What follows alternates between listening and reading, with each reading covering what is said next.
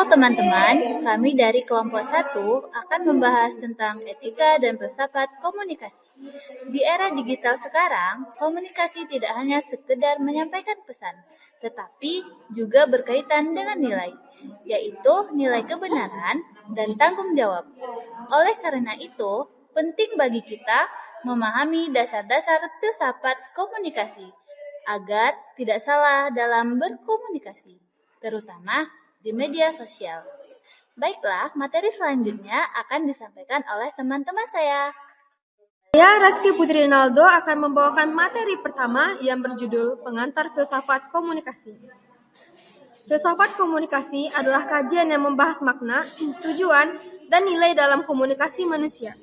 Jadi, komunikasi tidak hanya dilihat sebagai aktivitas berbicara, tetapi juga sebagai proses memahami, menafsirkan, dan memberi makna terhadap pesan. Dalam kehidupan sehari-hari, komunikasi sangat berpengaruh dalam membangun hubungan sosial dan cara kita dipandang oleh orang lain. Contohnya dalam kehidupan nyata itu, misalnya, cara kita berbicara dengan dosen tentu berbeda dengan teman sebaya. Itu menunjukkan bahwa komunikasi memiliki makna dan aturan tertentu. Materi selanjutnya akan dibawakan oleh teman saya. Aku, Indah Palubi Utami, akan menjelaskan materi selanjutnya. Materi selanjutnya adalah ontologi. Ontologi adalah cabang filsafat yang membahas tentang hakikat atau keberadaan sesuatu. Dalam komunikasi, ontologi menjelaskan bahwa komunikasi bukan hanya pertukaran informasi, tetapi juga identitas diri. Contohnya, ketika seseorang aktif di media sosial, apa yang dia posting akan membentuk bagaimana orang lain melihat dirinya. Jadi, komunikasi ikut membentuk identitas. Baiklah, saya Kanjela Ayu Prachia akan membacakan materi selanjutnya, yaitu pendalaman ontologi. Nah, komunikasi juga menciptakan realitas teman-teman, yang artinya sering kita ketahui tanpa kita sadar, yang kita dengar itu bisa mempengaruhi cara kita berpikir. Media memiliki peran besar dalam hal ini. Contohnya, jika suatu berita terus-menerus menampilkan hal negatif tentang suatu kelompok, masyarakat bisa ikut memiliki pandangan negatif, meskipun belum tentu itu sepenuhnya benar.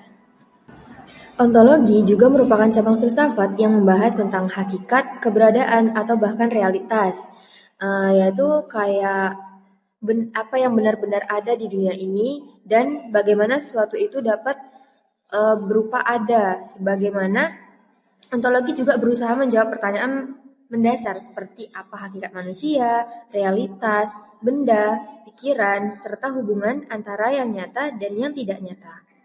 Nah, satu lagi contoh ontologi dalam kehidupan sehari-hari itu kayak misalkan kita ngepost foto nih di sosial media, mau itu dari Instagram, mau itu dari TikTok, atau media sosial lainnya. Pastinya di dalam foto itu kita akan terlihat tidak seperti yang kita rasakan sebenarnya. Kita pasti memperlihatkan kebahagiaan, keceriaan, dan lain-lain. Nah, tapi kalau misalkan di dunia nyata, otomatis kita mempunyai ekspresi yang berbeda di dunia maya. Jadi, ontologi itu membantu kita memahami apa yang benar-benar ada di balik fenomena tersebut. Materi selanjutnya akan dibawakan oleh teman saya. Baik, saya Ayu Puspitasari akan menjelaskan materi tentang epistemologi dalam komunikasi atau pengetahuan dan kebenaran. Epistemologi sendiri adalah cabang filsafat yang membahas tentang asal-usul pengetahuan, cara memperoleh pengetahuan, serta bagaimana menentukan kebenaran. Dalam konteks komunikasi, epistemologi berfokus pada bagaimana seseorang menerima, memahami, menafsirkan, dan mengevaluasi informasi yang disampaikan melalui berbagai media. Dalam kehidupan sehari-hari, manusia tidak pernah lepas dari proses komunikasi. Setiap informasi yang diterima balik melalui percakapan langsung, media massa, maupun media sosial akan membentuk pengetahuan seseorang. Namun, tidak semua informasi yang diterima dapat langsung dianggap benar.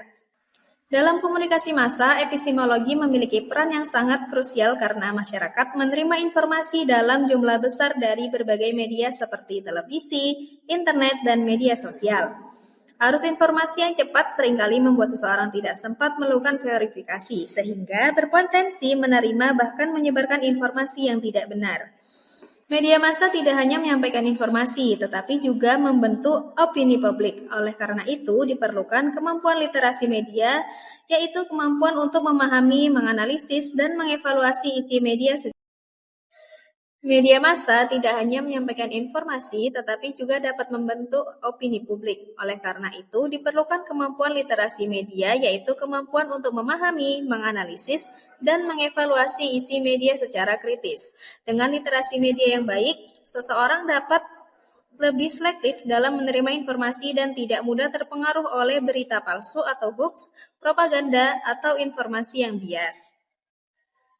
Contoh penerapan epistemologi dalam komunikasi.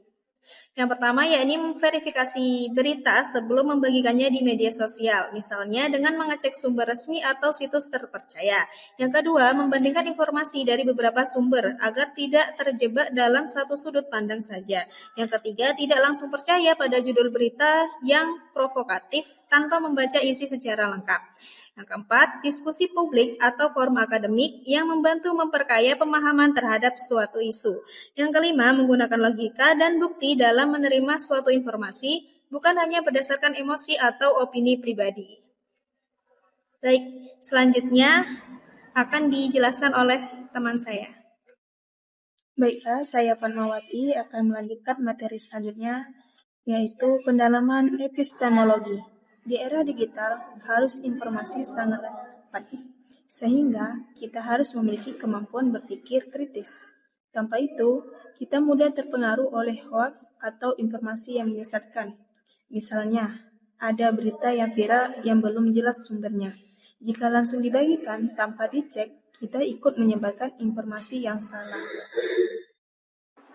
Materi selanjutnya adalah komunikasi massa dan isu kontemporer. Komunikasi massa adalah penyampaian pesan kepada banyak orang melalui media seperti televisi, internet, dan media sosial. Di era sekarang, komunikasi massa berkembang pesat dan melahirkan berbagai isu kontemporer. Contoh isu kontemporernya itu adalah hoax, cyberbully, ujaran kebencian, budaya validasi sosial. Dan contoh nyatanya itu adalah banyak orang menyebarkan informasi tanpa cek fakta atau memberikan komentar negatif di media sosial yang bisa merugikan orang lain. Dan selanjutnya kesimpulan. Kesimpulannya, filsafat komunikasi membantu kita memahami komunikasi dari 3 aspek: ontologi, epistemologi, dan aksiologi. Ontologi menjelaskan hakikat komunikasi, epistemologi membahas kebenaran informasi, dan aksiologi menekankan nilai serta etika. Di era digital, kita harus mampu berkomunikasi secara bijak, kritis, dan bertanggung jawab agar tidak menimbulkan